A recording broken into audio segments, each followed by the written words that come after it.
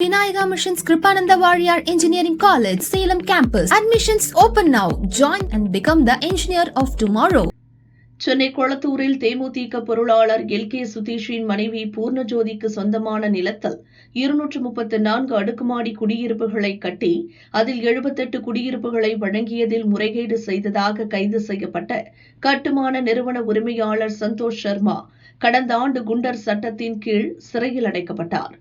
இதை எதிர்த்த வழக்கை விசாரித்த சென்னை உயர்நீதிமன்ற கோடைக்கால விடுமுறை நீதிபதிகள் ஜி.ஆர். சுவாமிநாதன், வி. லட்சுமி நாராயணன் அமர்வு குண்டர் தடுப்பு சட்டத்தில் சந்தோஷ் சர்மாவை சிறையில் அடைத்து பிறப்பித்த உத்தரவு குறித்து அதிர்ச்சி தெரிவித்ததுடன் அந்த உத்தரவை பிறப்பித்த சென்னை மாநகர காவல்துறையின் முன்னாள் கமிஷனர் ஏ. அருணை நேரில் ஆஜராக உத்தரவிட்டது.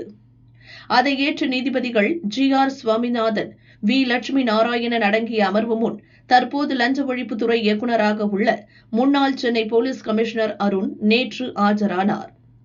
அப்போது நீதிபதிகள் நீதிமன்ற சம்மனை வழங்க சென்ற நீதிமன்ற அதிகாரியை 2 மணி நேரம் காக்க வைத்த ஊழியரை ஆஜராக உத்தரவிட்டு வழக்கை மாலை தள்ளி வைத்தனர். மாலை மீண்டும் வழக்கு விசாரணைக்கு வந்தபோது நீதிமன்ற பணியாளரை காக்க வைத்த லஞ்ச ஒழிப்புத்துறை ஊழியர் ஆஜரானார். அவரிடம் நீதிமன்ற பணியாளரை காக்க வைத்தது ஏன், உங்கள் மீது ஏன் நடவடிக்கை எடுக்கக்கூடாது என நீதிபதிகள் கேள்வி எழுப்பினர். அதற்கு பதிலளித்த காவல்துறை தரப்பு மூத்த வழக்கறிஞர் ஜான் சத்யன், நீதிமன்ற ஊழியரை காக்க வைத்ததில் எந்த உள்நோக்கமும் இல்லை.